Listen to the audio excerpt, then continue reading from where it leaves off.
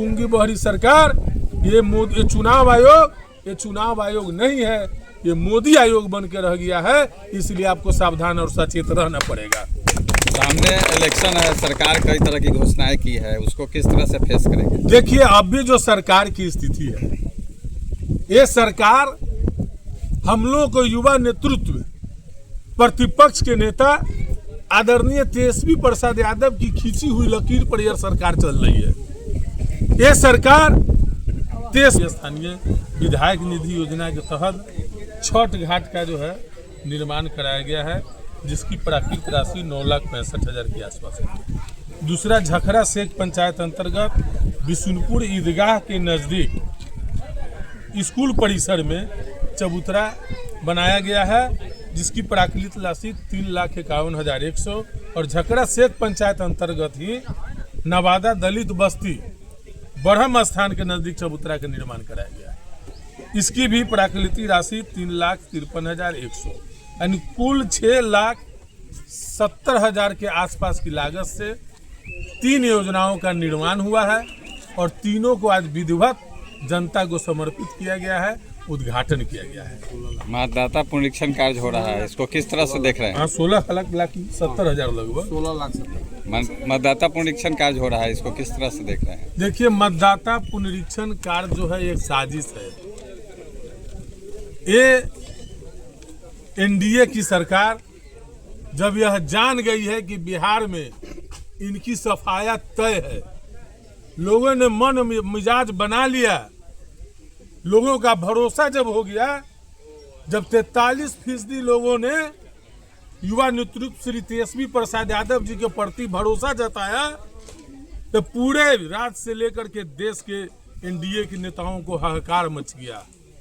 लोग डर गए और डर और भय के कारण ये मतदाता पुनरीक्षण की बात सामने लाए, ताकि दलित, पिछड़े, वंचित तबकों के गरीब लोगों का मतदाता सूची से नाम काट दिया जाए। ये साजिश किया गया है।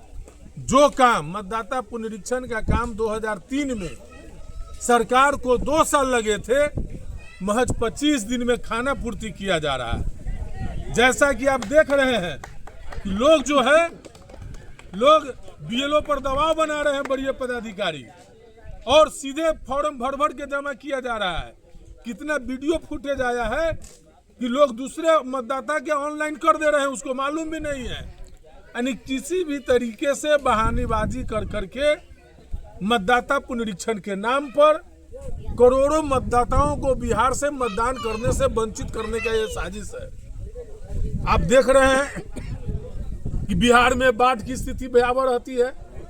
लगभग 10 जिला है जो बाढ़ से प्रभावित रहता है। उसके बावजूद भी आप जो है मतदाता पुनरीक्षण लेकर के चले आए।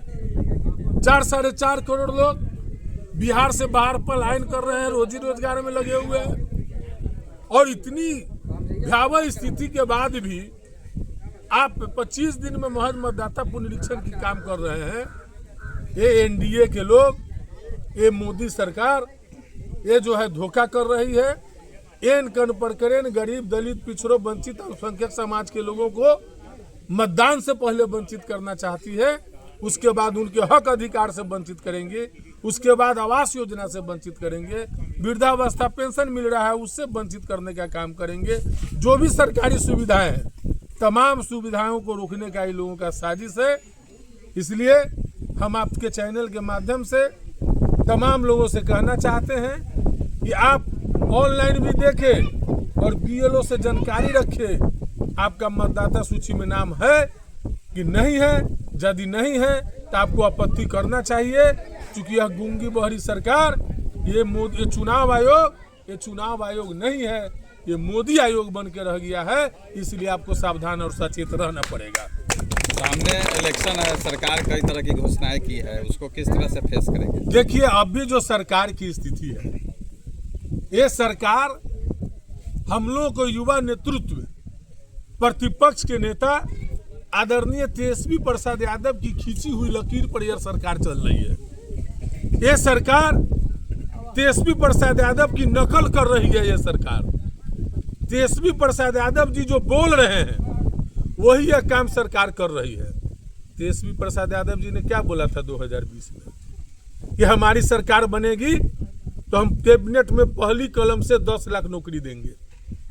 क्या बोल रहे थे इस राज्य के मुखिया माननीय मुख्यमंत्री जी, क्या क्या नहीं बोल रहे थे, कहां से पैसा लाएंगे। माता पिता के नाम लेने लगे थे व्याकुल होकर के।